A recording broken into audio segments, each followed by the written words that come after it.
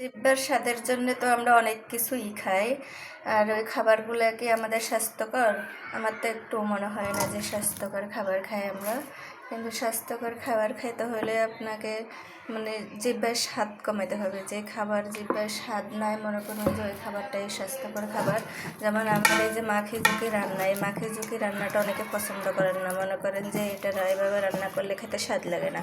কিন্তু এভাবে রান্না করলে খেতে খেতে একসময় স্বাদ লাগবো, প্রথম প্রথম একটু কষ্ট হয় খাইতে, আমারও হয়েছে।